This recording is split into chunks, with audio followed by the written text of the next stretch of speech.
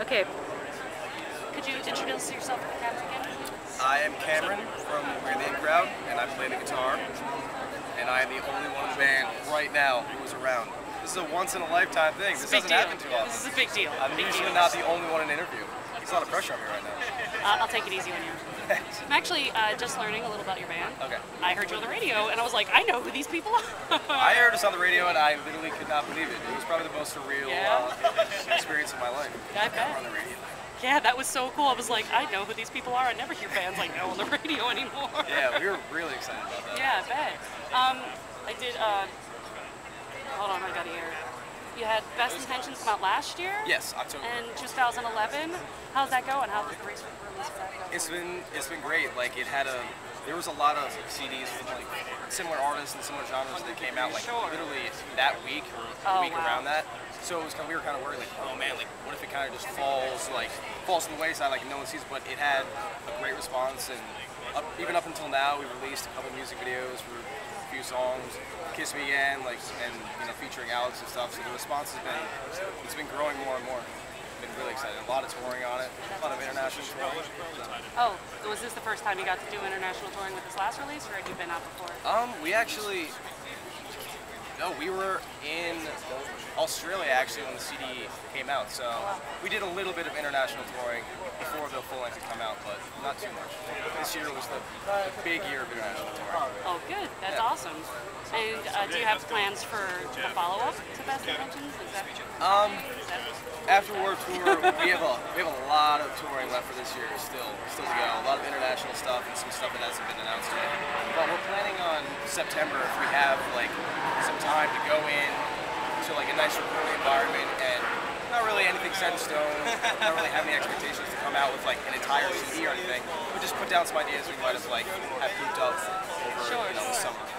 I mean, I think Warped Tour definitely inspires people. That influences the music. Have you found that being on a tour? Absolutely, because there's a lot of bands that are also our peers and stuff like this. So you kind of just watch and say, wow, it's maybe some bands are doing something that you might strive to want to do for your next release. And so right after Warped Tour is the prime time to get on that. All right, let's kind of holster all this inspiration that I have and kind of put it down somewhere where you don't forget it. Yeah. Especially since winter's is coming up and we live in the Northeast. It's I don't want to be writing in a snowy, disgusting, weird area.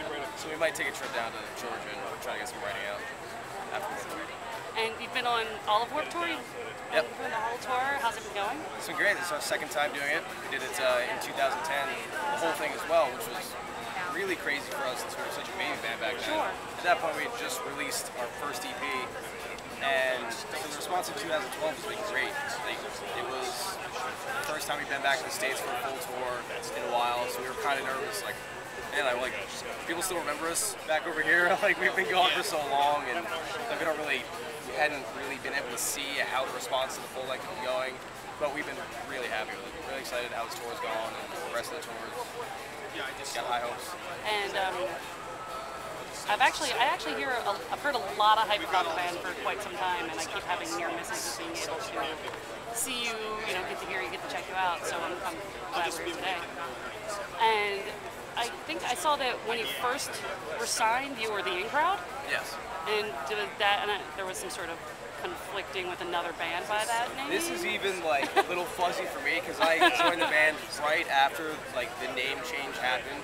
We're all from the same place, and I was, I had the band I was trying to work on, and they had a guitar player that they kind of, had to let go, and it wasn't really working out. So right around that time, there was a little MySpace hacking, and I did see that, yeah. And MySpace got hacked, and then it was posted on Absolute Punk and Hopeless Records. Kind of saw that whole post, and they kind of reached out to us. And I was just getting started being involved with the band at that point. The name change kind of just happened. It was this whole weird copyright issue. This Jamaican band that had to name the In Crowd. We were doing some reunion tour, and we need the In Crowd as the name. Well, let's just add We Are, and hopefully people kind of remember. So I feel at that point we they, Kind of the rest of the band, establish kind of establish a fan base, and so to kind of like take that away and try to start something new would be way harder than just adding a We Are. That's Yeah. true. So That's just true. how it It's was. it's not the first time that it's had to happen. It might be confusing.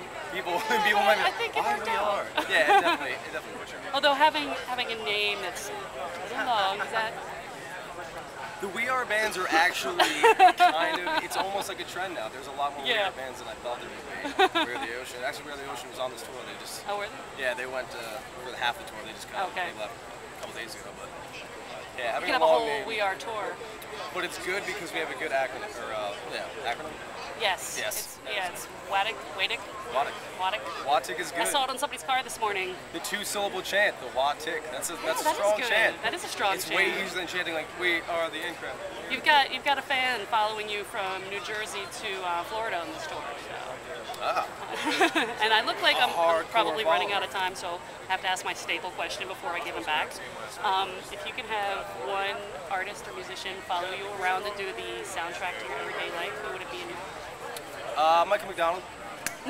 Nice. Yeah, you know. Nice. His voice just is so inspiring. Yeah, that's I exactly want him what to it would be. follow me around too. Oh yeah, that'd be great.